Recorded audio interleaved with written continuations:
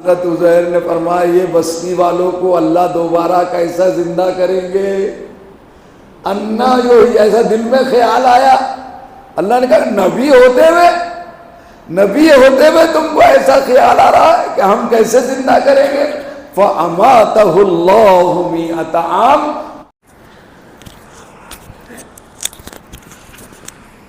بسم اللہ الرحمن الرحیم، الحمد للہ رب العالمین والعاقبۃ للمتقین والصلاة والسلام علی سید الانبیاء والمرسلین وعلى آلہ الطیبین الطاہرین، اما بعد فاعوذ باللہ من الشیطان الرجیم، بسم اللہ الرحمن الرحیم۔ تلک الرسل فضلنا بعضهم علی بعض منهم من کلم اللہ ورفع بعضهم درجات۔ بزرگان محترم، آج اللہ کے فضل و کرم سے ہم نے تراویح میں دونوں حفاظ کرام سے تیسرا پارہ سنا۔ تیسرے پارے میں بہت سے مضامین اور احکام واقعات ذکر کیے گئے ہیں، لیکن مختصر وقت میں جو بات ہو سکے میں عرض کروں گا۔ اللہ فرما رہے تلک الرسل فضلنا بعضهم علی بعض، وہ رسول ہمارے ایک دوسرے پر ہم نے فضیلت دی ہے۔ منہم من کلم اللہ، ان میں سے بعض نے اللہ سے بات کی ہے۔ کوہ طور پر حضرت موسیٰ کلیم اللہ نے بات کی۔ ورفع بعضهم درجات، اور ان کے درجات کو اللہ نے بلند و بالا کیا ہے ایک دوسرے پر۔ حضور صلی اللہ علیہ وسلم میں اتنی عاجزی انکساری تھی کہ آپ فرماتے تھے لا تفضلونی فوق یونس ابن متہ، حضرت یونس علیہ السلام پر بھی مجھے فضیلت مت دو۔ اور فرماتے تھے کہ انبیاء کے بارے میں اس طرح سی بات نہ کرو، لیکن جو قرآن کریم نے فرمایا وہ حقیقت ہے۔ آپ نے عاجزی انکساری سے فرمایا۔ ظاہر ہے کہ افضل الرسل امام الانبیاء حضرت محمد صلی اللہ علیہ وسلم ہے۔ اللہ نے کسی کو اپنا کلمہ اور روح بنایا، عیسیٰ علیہ السلام کو، موسیٰ علیہ السلام کو کلیم اللہ بنایا، شعیب علیہ السلام کو سب سے بڑا خطیب بنایا، حضرت آدم کو سب کا باپ بنایا، ابو البشر بنایا، حضرت نوح علیہ السلام کو پہلا نبی بنایا، حضرت آدم کے بعد 950 سال تک انہوں نے دعوت و تبلیغ کی، حضرت ابراہیم علیہ السلام کو تو سارے انبیاء جو ان کے بعد آئے سب کا جد امجد بنایا، خود حضور اکرم صلی اللہ علیہ وسلم انہی کے خاندان سے۔ آگے فرمایا اسی پہلی رکعت میں آپ نے جو رکوع پڑھا سنا، یا ایھا الذین آمنوا انفقوا مما رزقناکم، اے ایمان والو خرچ کرو اپنے مال میں سے جو ہم نے آپ کو جو عطا کیا ہے۔ ابھی غزوہ بدر کے طرف اشارہ تھا دوسرے پارے کے ختم پر، تو ظاہر ہے کہ اللہ کے راستے میں جہاد اور قتال کے لیے انفاق مال بھی ضروری ہے، مال کا خرچ کرنا بھی ضروری ہے۔ اس لیے فرمایا اے ایمان والو جو ہم نے تم کو دیا ہے اس میں سے کچھ خرچ کرو۔ من قبل ان یاتی یوم لا بیع فیہ ولا خلۃ ولا شفاعۃ، اس دن کے آنے سے پہلے خرچ کرو اللہ کے راہ میں مال، جس دن کوئی خرید و فروخت نہیں ہوگی، کوئی دوستی کام نہیں آئے گی، کسی کی سفارش نہیں چلے گی۔ والکافرون هم الظالمون، اور کافر اور ناشکرے وہ زیادتی کرنے والے ہیں، یعنی ہم نے مال دیا اور اس کو خرچ نہیں کرتے، ناشکرے۔ اس کے بعد ایک عظیم آیت آپ نے پہلی رکعت میں سنی، وہ کون سی آیت ہے؟ وہ آیت الکرسی ہے، سیدۃ آیت القرآن کہا گیا، یعنی قرآن کی تمام آیتوں کی سردار ہے یہ آیت۔ جس کو آپ آیت الکرسی پر کہتے ہیں، اس کے بارے میں حضور اکرم صلی اللہ علیہ وسلم نے فرمایا من قرأ آیت الکرسی دبر کل صلاۃ مکتوبہ، جو ہر فرض نماز کے بعد آیت الکرسی پڑھے گا لم یمنعہ من الجنۃ الا الموت، جنت میں داخلے سے سوائے موت کے اس کو کوئی روک نہیں سکتا۔ یعنی موت آتے ہی کہاں جائیں گے وہ؟ جب تک رکا ہوا ہے معاملہ۔ تو ہر نماز کے بعد 2 منٹ پڑھنا آیت الکرسی کتنا مشکل ہے، بچپن سے ہمارے ماں باپ نے آپ کو یاد کرایا، آپ اپنی اولاد کو یاد کرائیے، اس سے بڑے فائدے ہیں۔ یہ حدیث پاک میں ابھی میں نے سنا کہ جو شخص فرض نماز کے بعد آیت الکرسی پڑھتا ہے وہ دوسری نماز تک تمام چیزوں سے محفوظ ہو جاتا ہے، شرور و آفات سے محفوظ ہو جاتا ہے۔ ایک حدیث پاک میں فرمایا کہ آیت الکرسی پڑھنے سے رات میں اللہ حفاظت فرماتے ہیں، نہ صرف آپ کی بلکہ آپ کے گھر کی اور جان و مال کی اور پڑوسیوں کی بھی۔ اللہ، پڑوسی کا لفظ آج ہی مجھے ملا ہے، اس سے پہلے نہیں معلوم کہ پڑوسیوں کی بھی حفاظت کرتے۔ تو آیت الکرسی بہت بڑی آیت ہے، سیدۃ آیات القرآن ہے، قرآن کی سب سے بڑی سورت، عظیم سورت وہ سورہ بقرہ ہے، اور اس کا دل جو ہے وہ آیت الکرسی ہے، سب سے بڑی آیت آیت الکرسی ہے۔ آیت الکرسی کے بارے میں حضور اکرم صلی اللہ علیہ وسلم نے بہت سی تعلیمات دی ہیں۔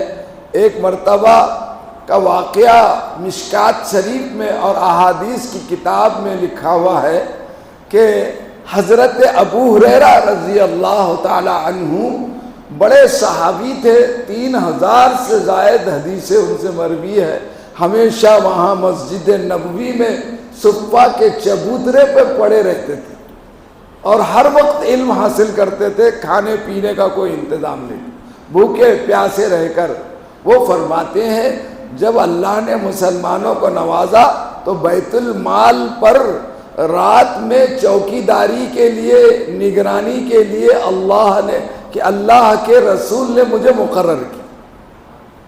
اب میں نے سوچا کہ ڈبل ثواب کماؤں، نماز پڑھنا شروع کر دیے۔ انہوں نے دیکھا کہ ایک شخص آیا اور آنے کے بعد جو ہے وہ غلہ بھر رہا ہے تھیلے کے اندر بیت المال سے۔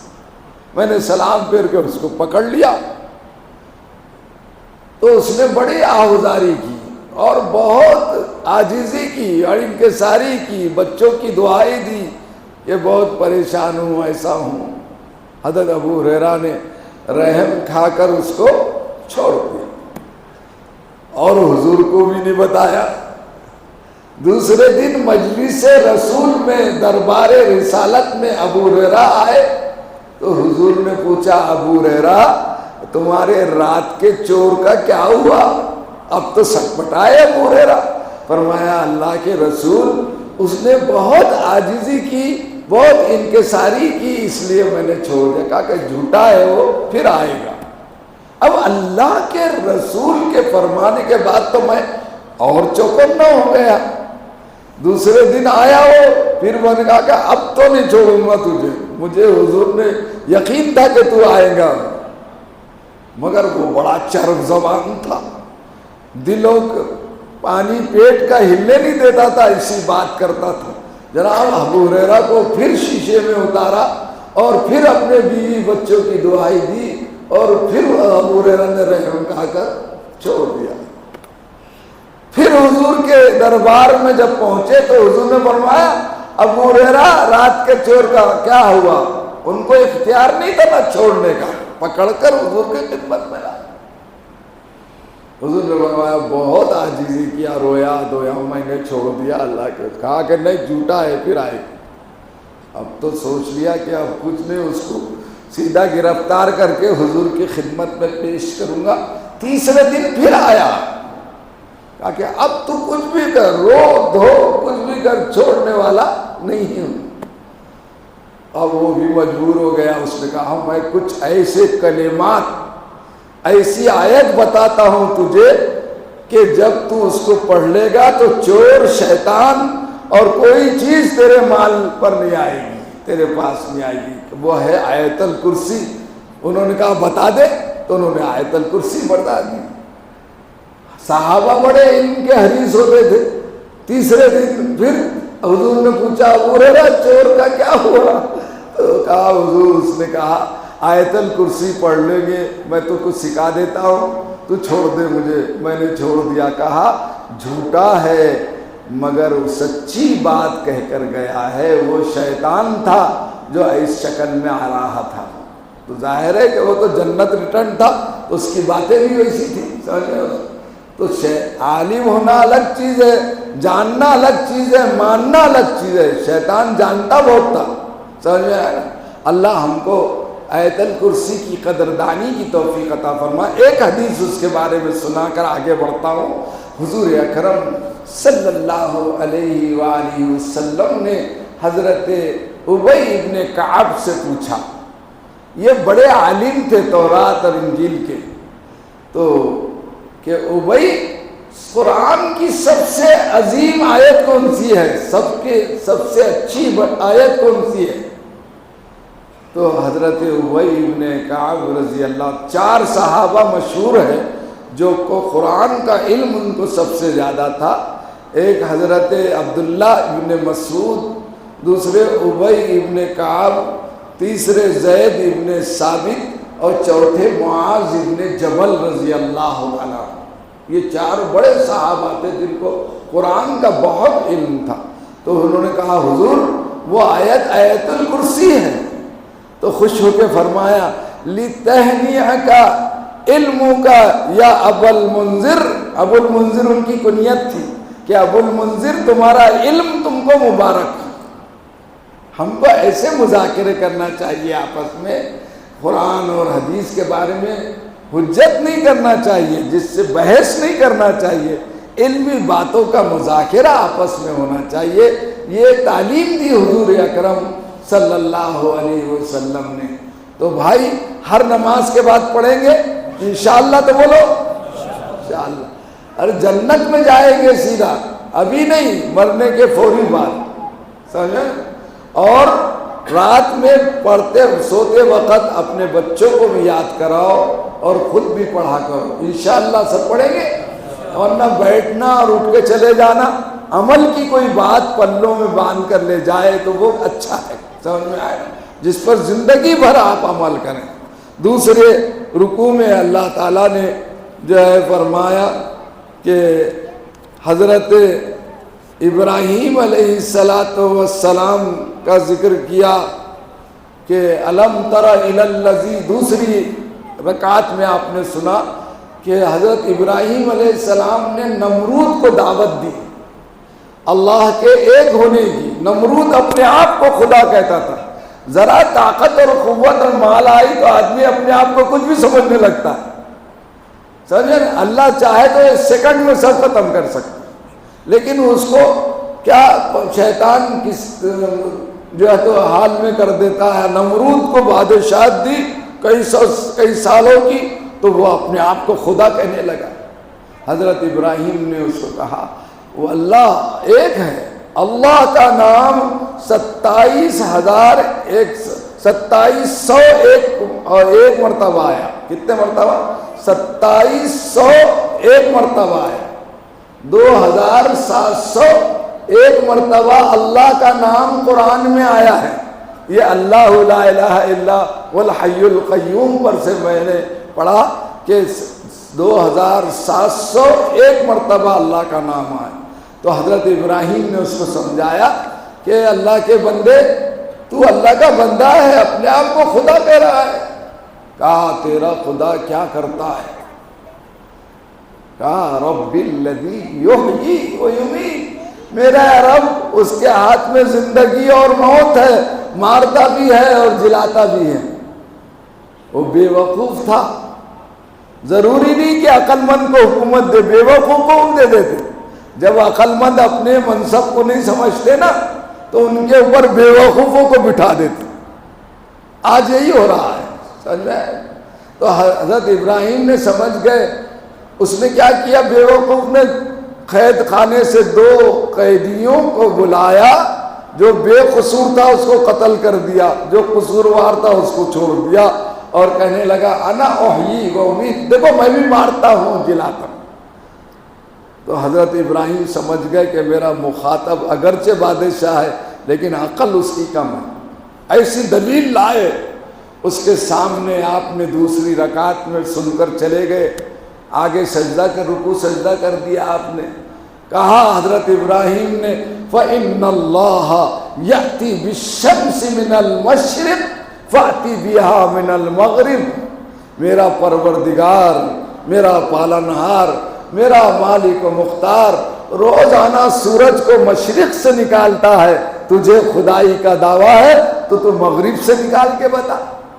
فَبُہِتَ الَّذِي كَفَرَ، بحران و پریشان ہو گیا، اور جب ظالم دلائل کے سامنے زیر ہوتا ہے تو طاقت استعمال کرتا ہے، دادا گیری پہ آ جاتا ہے۔ بادشاہ نے بھی ویسی کیا، حضرت ابراہیم کو آگ میں ڈالا۔ حضرت جبرائیل علیہ السلام آئے جب گوفن میں، تو اتنی لپیٹیں آ رہی تھی، کئی ہفتے آگ جلائی، اور اس میں حضرت ابراہیم کو پھینکنے کا پروگرام بنایا۔ جب گوفن میں جھولے میں بٹھایا پھینکنے کے لیے، کیونکہ لپیٹیں دور تک آ رہی تھی، اس لیے جھولے میں بٹھا کر زور سے پھینکنا چاہا۔ حضرت جبرائیل امین آئے، کہا کہ آپ اگر حکم دیں تو میں ایک پر مار کے اس آگ کو بجھا دیتا ہوں۔ کیا ایمان تھا حضرت ابراہیم، یقین دیکھیے۔ کہا جبرائیل کیا میرا رب اس بات پر قادر نہیں ہے کہ آگ میں ڈالنے کے بعد بھی مجھے بچا لے؟ جبرائیل امین نے کہا بالکل یہ قادر ہے، میں تو اجازت لے کر آیا تھا کہ آپ کی مدد کی ضرورت نہیں۔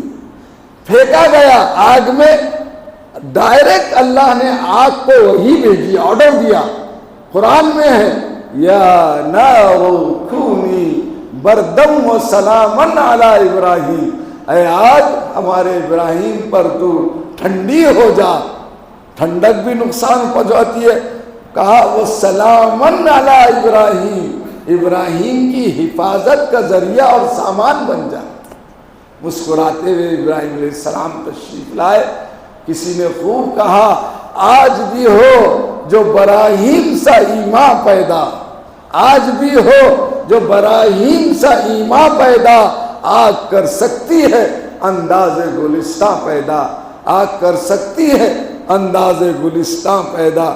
تو حضرت ابراہیم علیہ السلام کے بعد ایک اور واقعہ ذکر کیا، اسی آیت کے بعد جو آپ نے دوسری رکعت میں سنا، او کالذی مر علی قریۃ وہی خاویۃ علی عروشها قال انا یحیی هذه اللہ بعد موتها فاماته اللہ 100 عام۔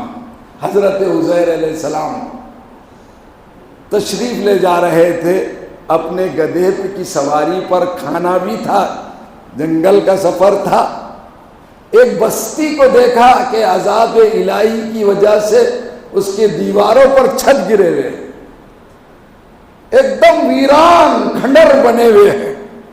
حضرت عزیر نے فرمایا یہ بستی والوں کو اللہ دوبارہ کیسا زندہ کریں گے؟ انا جو ایسا دل میں خیال آیا، اللہ نے کہا نبی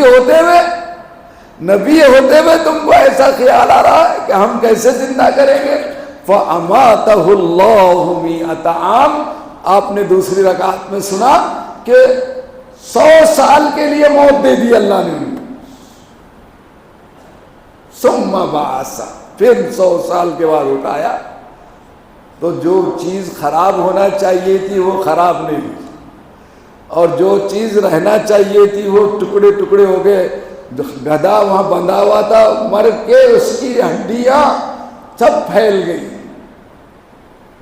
اور کھانا جیسا کہ ویسا تھا، کیا فریج تھا اللہ کا، دیکھو ہمارے فریج میں بھی تو خراب ہو جاتے کھانے، زیادہ دن رکھے تھے، لیکن 100 سال تک اللہ کے حکم سے کھانا کہا وانظر الی طعامک وشرابک لم یتسنہ۔ قرآن میں آج آپ نے سنا کہ اپنے کھانا اور پینا دیکھو خراب نہیں ہوا۔